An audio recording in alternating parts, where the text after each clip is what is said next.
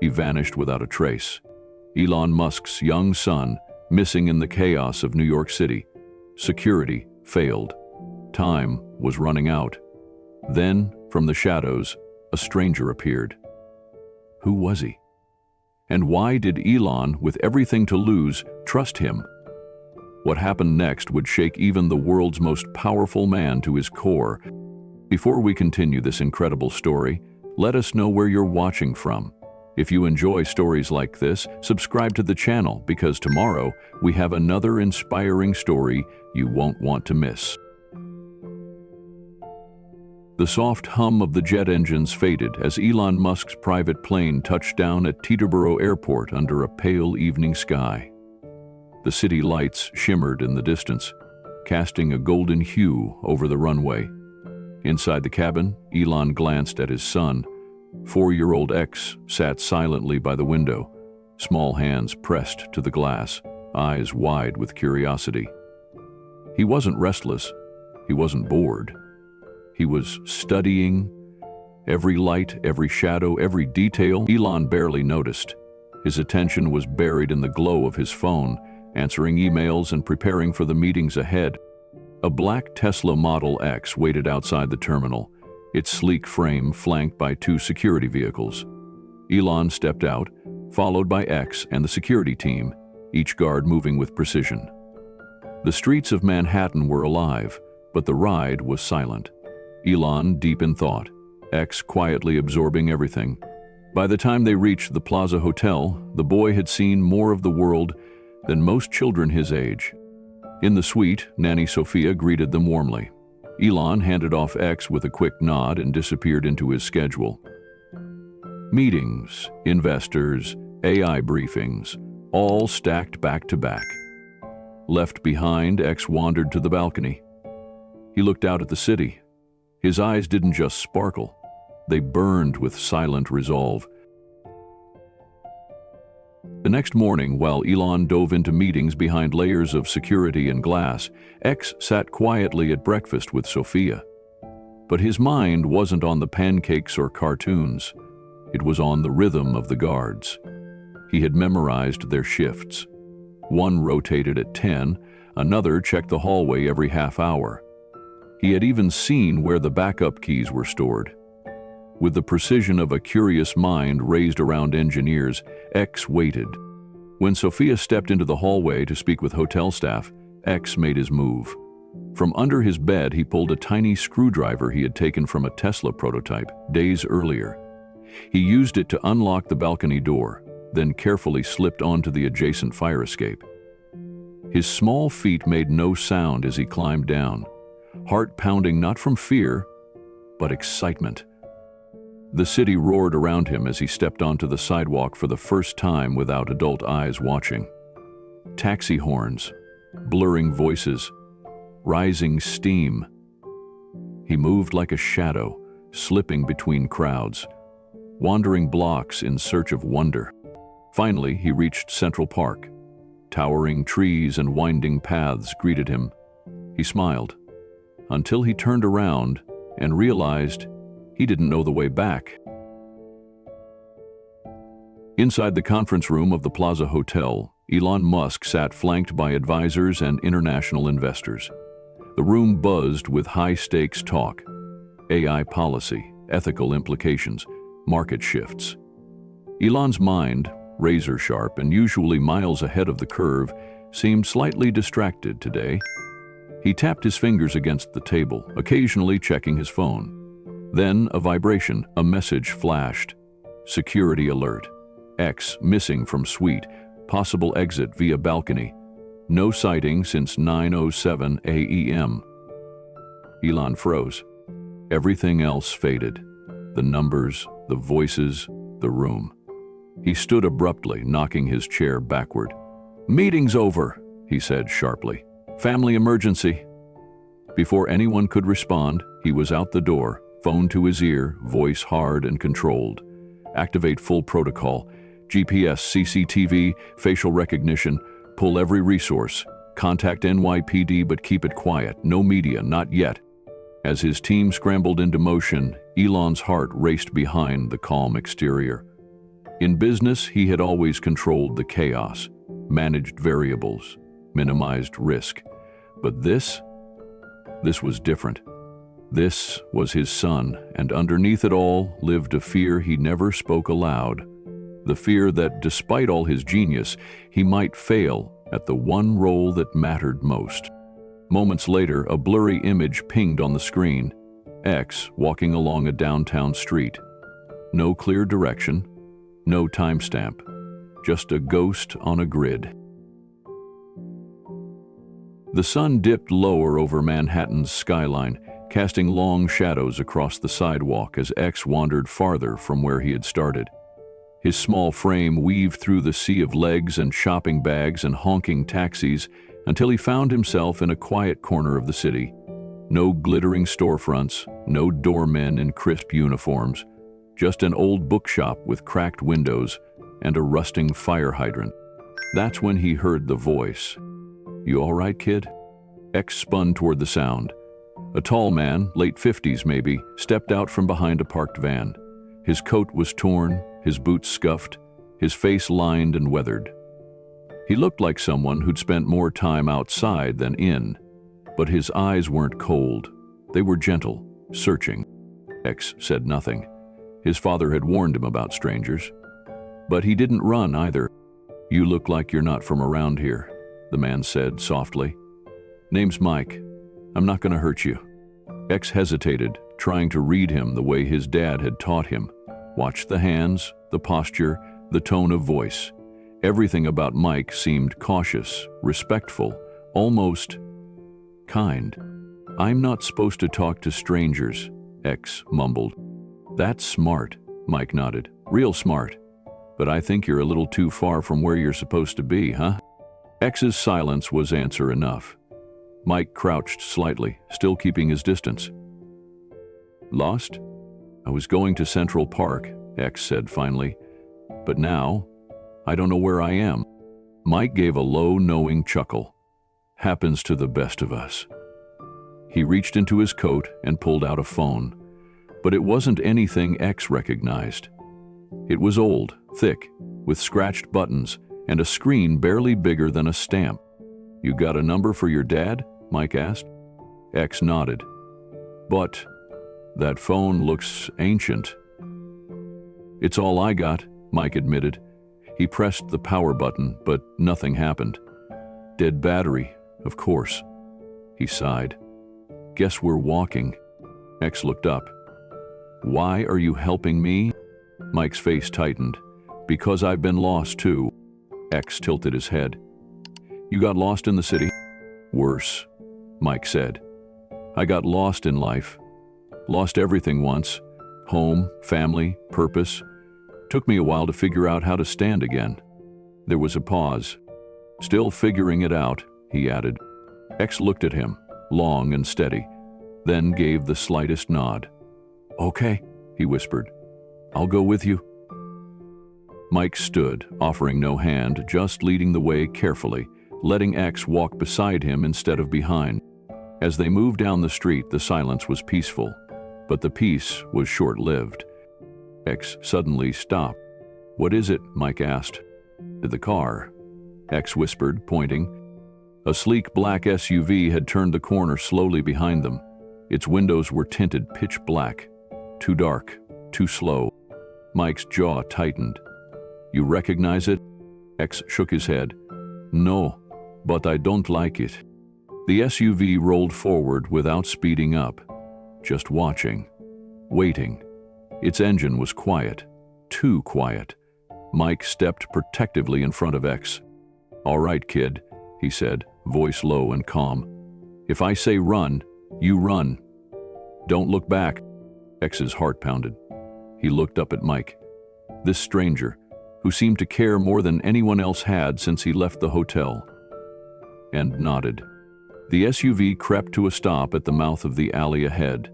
A door creaked open. A man stepped out. He wasn't a cop. He wasn't security. He smiled, but it wasn't kind. "X," the man said, "your dad's been looking for you." Mike's voice dropped to a whisper. "Stay behind me, kid," Something's not right. The man who stepped from the black SUV had the slick confidence of someone who'd rehearsed every move. Dressed in a gray suit that fit a little too perfectly, he adjusted his cuffs and smiled. Thin-lipped, professional, but without warmth. "X," he said smoothly, taking a slow step forward. "Your father's been looking everywhere for you." Mike shifted his weight subtly, placing himself directly between the stranger and the boy. His posture remained relaxed, but his eyes locked onto the man's hands, watching for the slightest twitch. "Who are you?" Mike asked, his voice even but firm. The man's smile widened, but it didn't reach his eyes. "I work with Mr. Musk. I'm here to bring his son home." X stared hard at the man, searching his memory for the face. He'd met dozens of people in his father's orbit, engineers, security, executives. But he didn't know this man. "I don't know you," X said quietly, stepping closer to Mike. The man cocked his head. "We've met before. Maybe you don't remember." Mike didn't flinch. "Funny. If he doesn't remember you, and you don't have ID, then you're not taking him anywhere." The tension thickened. The city buzzed around them. Cars passed, people walked. But in this moment, on this quiet street corner, time felt like it had stopped. "You don't want to cause a scene," the man said, his voice lowering a pitch. Mike didn't blink. "You just did." That's when the man's tone changed. He sighed, almost theatrically, and motioned behind him. Another figure stepped out of the SUV. Stockier, broader, with a jagged scar down his jawline. X instinctively took another step back. "This isn't going to end well for you," Scarface growled. "Kid," Mike said under his breath, "when I say run, you run. Got it?" X nodded, his small hands clenched at his sides. The man in the suit took a step closer. "Don't make this harder than it has to be. We can do this the easy way." "Now," Mike shouted. Without hesitation, Mike grabbed X's wrist and took off down the nearest alleyway. The sound of pounding footsteps exploded behind them. The men gave chase. Tires squealed as the SUV revved and rolled forward along the curb. Mike's boots hit the wet pavement with thunderous rhythm, splashing through puddles and sending trash bins clattering in their wake.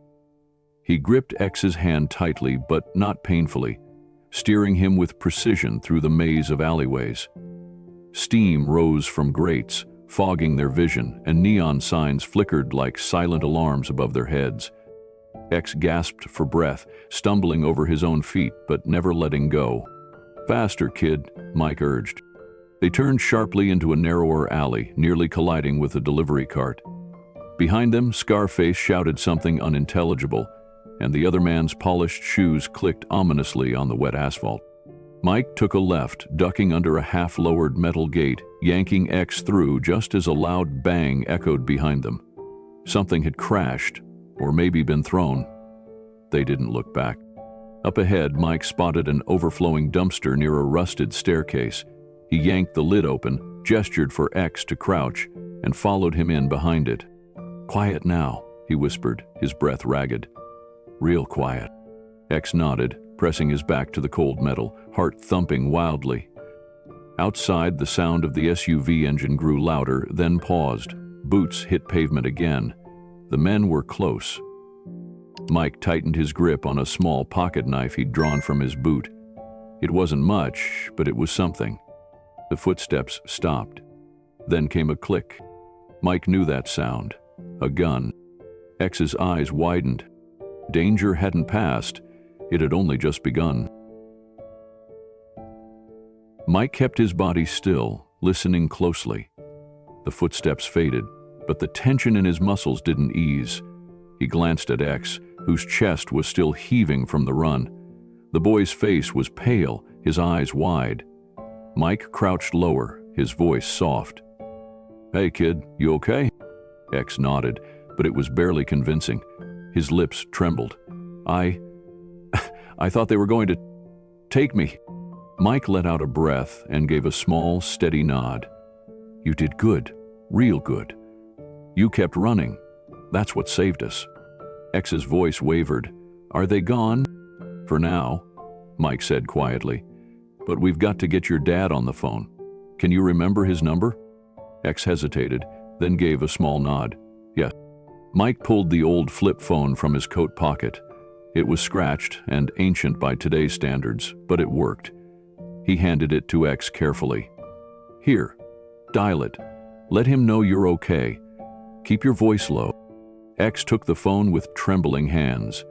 His fingers were small, and he fumbled the buttons at first, but then it rang. Once, twice, 3 times. Then it connected. Hello? Elon's voice snapped through the receiver, tight with alarm. Dad, X whispered. It's me. There was a sharp intake of breath. On the other end, Elon froze. Grimes, beside him in the Tesla, clutched his arm. Elon's voice dropped an octave, relief and panic mixing in every word. X, where are you? Are you hurt? Are you safe? I'm okay. I got lost, X said softly, his voice shaking. And there were men. But this guy helped me. His name is Mike. Elon's entire body tensed. Put him on. No. X hesitated, then passed the phone to Mike with wide eyes. Mike raised it to his ear, his voice calm but firm. Mr. Musk. Who are you? Elon demanded, his voice breaking slightly. Where's my son? Who were those men? He's safe, Mike said, not reacting to the edge in Elon's tone. For now. But there are people after him who weren't looking to help. There was silence on the other end. Then Elon's voice came low and hard. I need answers. Mike looked down at X. The boy was still trembling. You'll get them. Just get here fast. We're off Canal Street, near a bookshop. But don't draw attention.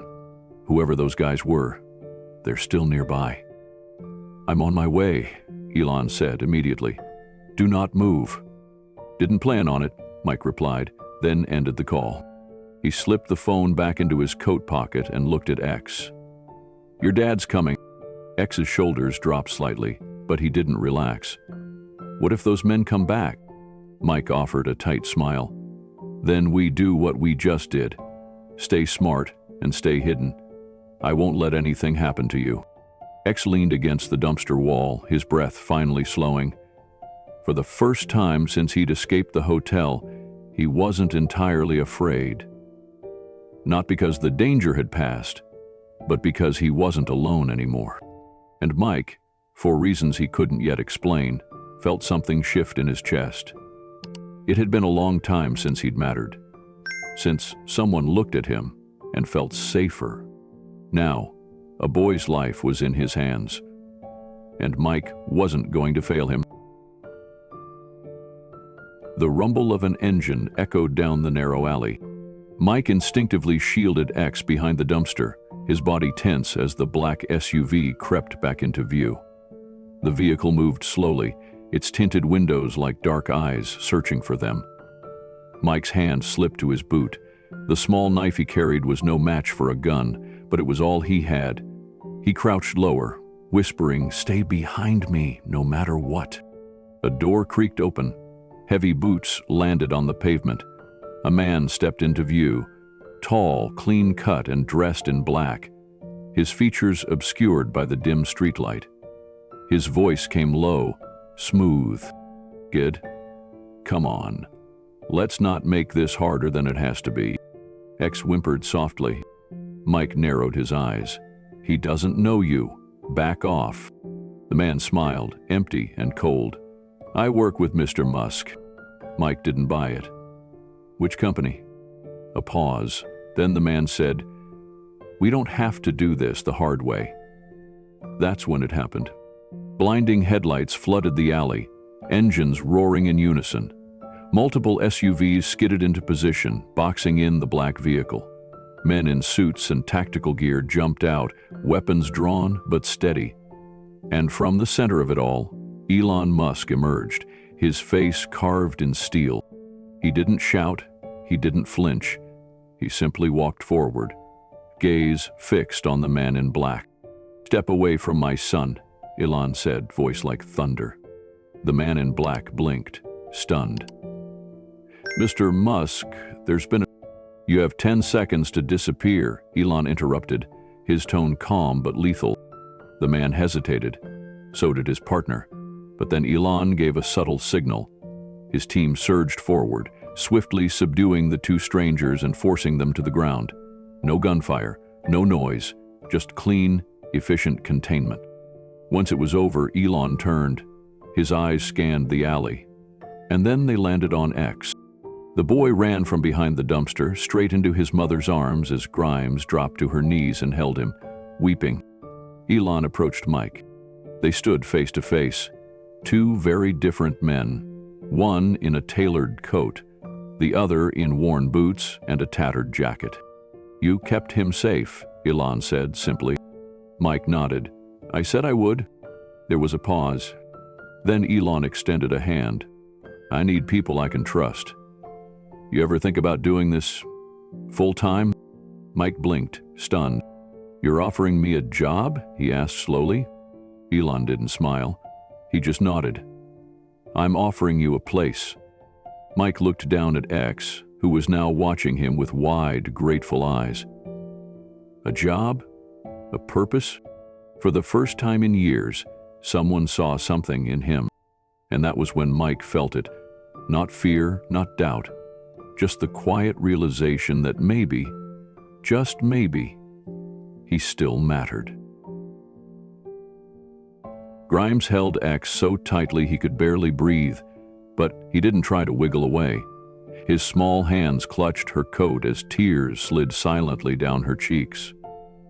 "Oh my God, baby," she whispered, rocking him gently, her voice shaking with gratitude and fear. X didn't say much, just buried his face into her shoulder, his breath coming out in short, exhausted bursts.